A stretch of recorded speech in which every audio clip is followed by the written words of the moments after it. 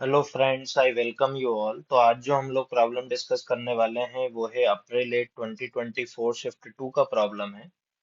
A block is released from the top of an inclined plane as shown in the figure below. The maximum compression in the spring when the block hits the spring is। अपने को ये बताना है, maximum compression बताना जब block क्या करेगा, spring को हिट करेगा।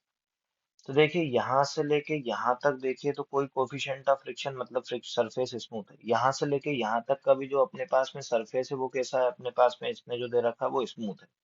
अगर इसके इधर बात करें तो वो सरफेस कैसा है, अपने पास में फ्रिक्शनल सरफेस है, वो कितना है अपने पास में 0.5 का फ्रिक्शनल कोफिशिएंट है, जहां से स्प्रिंग चालू हो रही है वहां से। है ना, इतना अपने को ध्यान रखना है। तो बोलिए अगर मैं अगर बात करूं तो यहाँ पर इस पूरी प्रोसेस में देखें तो इनिशियली क्या ब्लॉक किस पे है, अपने पास में रेस्ट पे है। इनिशियली ब्लॉक रेस्ट पे है, मतलब इनिशियल वेलोसिटी कितना है अपने पास में, जीरो। है ना।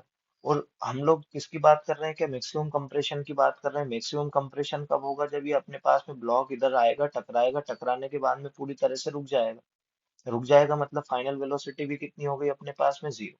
कितना हो गया। तो इनिशियल वेलोसिटी भी जीरो हो गया। और मैक्सिमम कंप्रेशन के लिए अगर हम बात करें, किसके लिए बात करें हम लोग, मैक्सिमम कंप्रेशन के लिए, तो मैक्सिमम कंप्रेशन के लिए अपने पास में फाइनल वेलोसिटी भी कितना हो गया, जीरो। तो बेसिकली अगर हम बात करें तो change in kinetic energy, that is kinetic energy final minus kinetic energy initial, कितना हो जाएगा अपने पास में, जीरो। हो जाएगा कि नहीं हो जाएगा। अब हम लगाते हैं इसमें वर्क एनर्जी थ्योरम। क्या लगाना पड़ेगा अपने को, वर्क एनर्जी थ्योरम। देखिए मैं अगर यहाँ से बात करूँ इस सिस्टम को, यहाँ से लेके यहाँ तक कौन ला रहा है, कि ग्रेविटेशनल फोर्स ला रहा है कि नहीं ला रहा है। कौन ला रहा है यहाँ से लेके यहाँ तक, ग्रेविटेशनल फोर्स।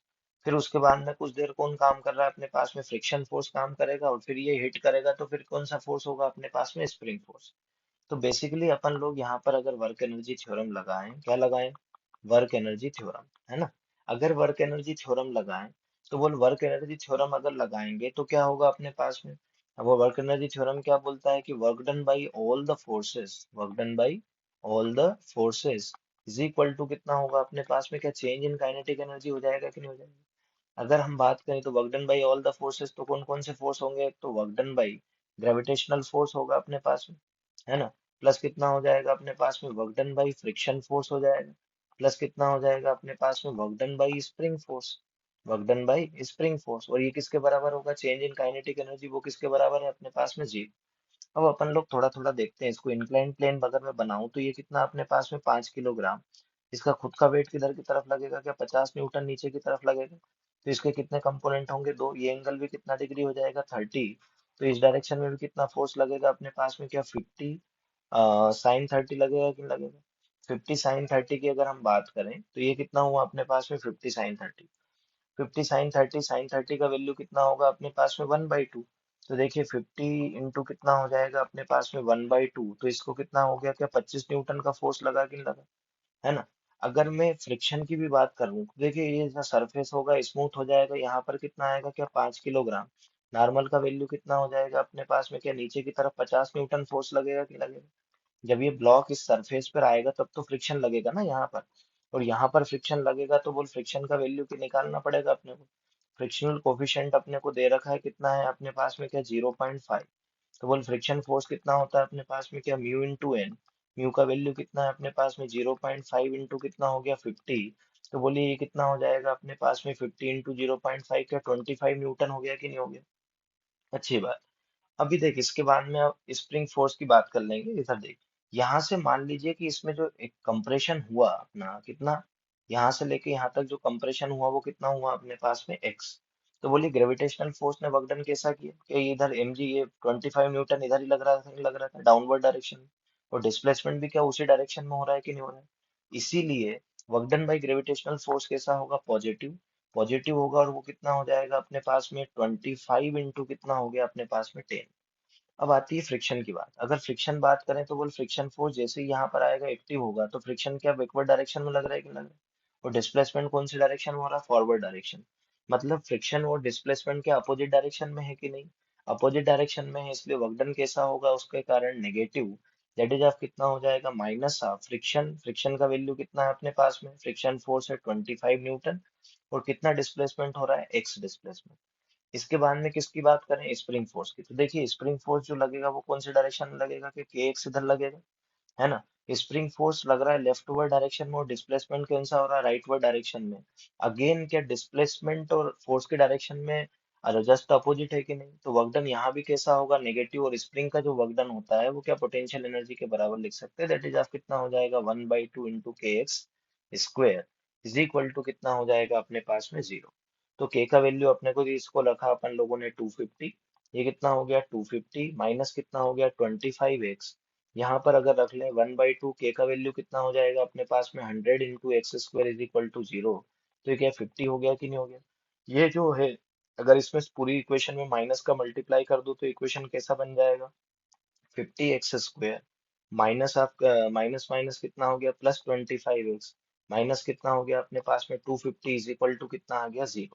अब 25 से क्या कर दीजिए डिवाइड कर दीजिए, 25 से अगर आपने डिवाइड किया तो बोलिए कितना हो जाएगा अपने पास में 2x² प्लस कितना हो जाएगा x माइनस कितना हो जाएगा 10 इज इक्वल टू कितना हो जाएगा 0। अब क्या क्वाड्रेटिक इक्वेशन है, इसको सॉल्व किया जा सकता है। 10 अगर a और c का प्रोडक्ट देखें तो 10 इंटू सी क्या 20, इस 5 को x को ऐसा लिखिए कि मल्टीप्लाई करें तो कितना आ जाए अपने पास में -20, प्लस माइनस करें तो वो आ जाए, तो बोले मैं इसको क्या लिख सकता है 2x² प्लस 5x माइनस कितना हो जाएगा 4x माइनस कितना होगा 10 इज इक्वल टू कितना हो जाएगा 0।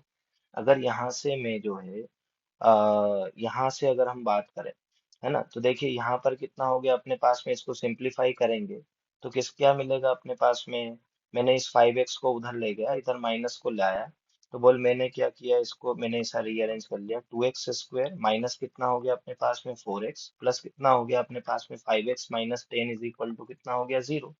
मैंने यहाँ से 2x कॉमन लिया तो ये कितना बचा अपने पास में x-2। यहाँ से मैंने क्या कॉमन ले लिया अपने पास में 5 कॉमन ले लिया तो यहाँ भी कितना बचा x-2 इज इक्वल टू कितना हो गया अपने पास में 0।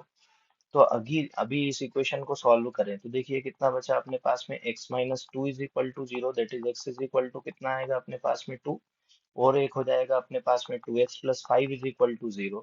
तो x इज इक्वल टू कितना होगा अपने पास में -5/2, और डिस्टेंस कभी भी भाई कंप्रेशन नेगेटिव में होगा नहीं, है ना, मतलब ये डिस्टेंस है ना, अपन तो डिस्टेंस निकाल रहे तो वो नेगेटिव होगी नहीं, तो राइट आंसर कौन सा हो जाएगा अपने पास में 2 metre. So for this particular problem the correct answer will be 2 metre, है ना। अब मैं इसका एक थोड़ा सा आपको डिफरेंट सोचने का तरीका बताता कि जरूरी नहीं है भाई आप लोगों ने सोचा है कि जरूरी थोड़ी ये तो अपन लोगों ने आंसर ले आए, है ना। अभी अगर हम देखें यहाँ पर, मैं इसको हटा देता थोड़ा सा, ये अपना आंसर आ गया इस प्रॉब्लम का। अभी देखिए कोई इस तरह से भी सोच सकता है इसमें कि मैंने बोला कि यहाँ से अगर हम बात करें, मैंने जो है इसने जो पूरी पूर्ण रूप से कोई ऐसा तो यहाँ पर चिन्हित कर रखा है, लेकिन मान लीजिए यहीं से फ्रिक्शन लगता तो यहीं से फ्रिक्शन हो जाता, तो अब आंसर क्या हो जाता अपने पास में, क्या फ्रिक्शन फोर्स 2 + x होता है कि नहीं होता। तो ग्रेविटेशनल फोर्स तो कितना होता है अपने पास में, ग्रेविटेशनल फोर्स तो वही होता है अपने पास में कितना 25 × 10 माइनस ऑफ कितना हो जाता है अपने पास में friction force, that is 25 into कितना हो जाता है 2 + x प्लस कितना हो जाता है अपने पास में 1/2 into k x, sorry minus of कितना हो जाता है अपने पास में 1/2 के का वैल्यू कितना है 100 into x² is equal to 0, तो ये आता है अपने पास में 50। माइनस का मल्टीप्लाई करता है, थोड़ा सा सिंप्लीफाई कर लेता हूँ उसको, ये लिखा 250 माइनस कितना हो गया 50 माइनस ऑफ 25x माइनस कितना हो गया अपने पास में 50x² इज इक्वल टू कितना हो जाएगा अपने पास में 0। तो इसको अगर मैं माइनस का मल्टीप्लाई करूँ तो ये कितना हो जाएगा अपने पास में 50x² माइनस ऑफ कितना हो जाएगा आपका पास में 25x, ठीक है ना, प्लस का 25x एंड माइनस माइनस का कितना हो जाएगा 200 इज इक्वल टू 0। अब मैं 25 से डिवाइड करूँ तो इक्वेशन क्या बनेगी 2x² प्लस x माइनस कितना हो जाएगा अपने पास में 8 इज इक्वल टू कितना हो जाएगा 0। अब इस क्वाड्रेटिक इक्वेशन के रूट निकालना अपने को आता है, x इज इक्वल टू कितना निकालते हैं अपन लोग -b, दैट इज आप कितना होगा -1 ax² plus bx plus c का करके प्लस माइनस कितना करेंगे √ऑफ b का स्क्वायर दैट इज 1² माइनस कितना होगा 4 इंटू a का वैल्यू कितना है 2, c का वैल्यू कितना है -8 अपॉन में कितना हो जाएगा आपके पास में 2 इंटू 2 दैट इज 4। तो ये कितना आएगा अपने पास में -1 प्लस माइनस अंडर रूट कितना हो जाएगा 4 दूने 8 अठी उठी 64, और ये कितना आ गया अपने पास में √63 प्लस कितना अपॉन में कितना आया 4। दूर दूर तक कोई ऑप्शन मैच हो नहीं रहा है, इसलिए जो अपन ने सोचा था पहले वही आंसर अपने लिए सही है, and that will be 2 metre. Okay, thank you very very much for your time.